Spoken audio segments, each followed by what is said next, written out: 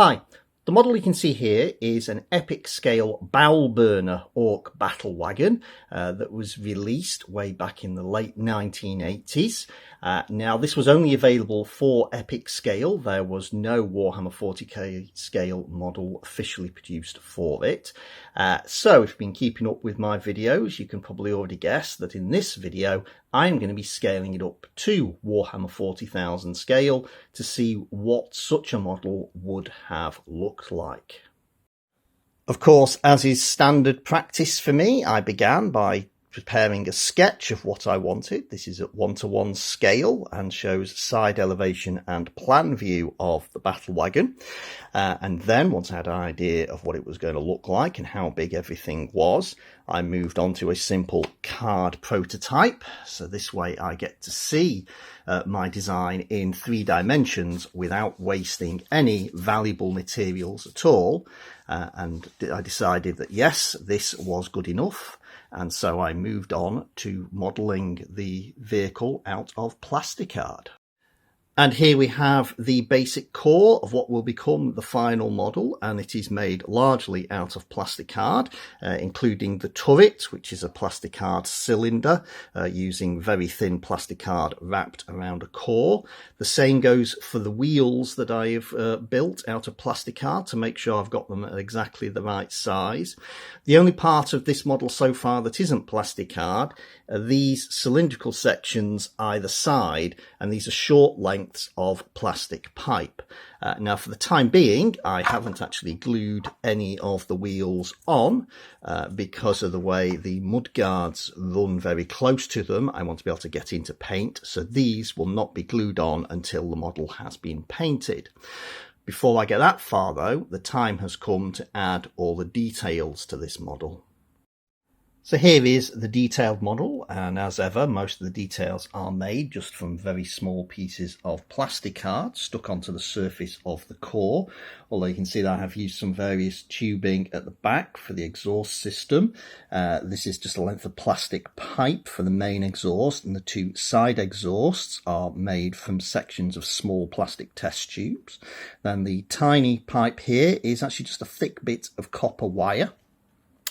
And the main gun, the Scorcher weapon, is made from sections of an old pen, just cut out, with the lid used to provide the slightly wider element at the muzzle. The wheels still aren't glued on, you can see, because I've not painted it yet. And in terms of artistic license for adding details to this model, the only deliberate changes I've made really been to the turret. This section back here, I have applied these. These are some stick-on PCB feet meant for holding electrical circuit boards just up above a table level, so you don't get short circuits. And I've put some on the top and the bottom of that rear section to give it the appearance that it's actually a bracket holding several fuel tanks for the main gun. I have given it a pimple-mounted big shooter as a secondary weapon. That is made from a Rogue Trader era plastic orc bolter, which, as you can see, I've cut into 2 and then lengthened to change it from basically a regular rifle to a heavier weapon. And the main gun itself I have also customised. I used the tip of the same pen that I used for the main body of the gun to provide a nozzle, so it looks more like a flame-throwing weapon rather than a large caliber cannon. And then I added this piece under here to provide an ignition source, and then just a bit of cable for the fuel for that. And now that I've got all of these pieces detailed, it is time to paint the model.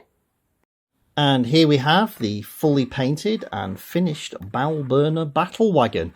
And I've selected a Goth's colour scheme for this particular vehicle because, as with the last time I did a Goth vehicle, it would obviously have to get up close and personal to its enemies before it was able to make maximum use of its main armament.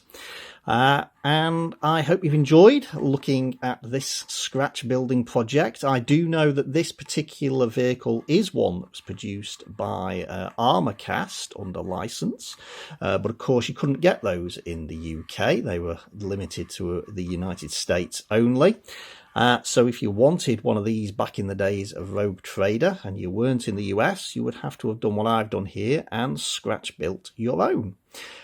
There is still another battle wagon left to go in this particular series. That will be shown in another video in a couple of months.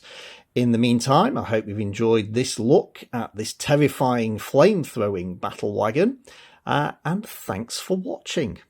Bye.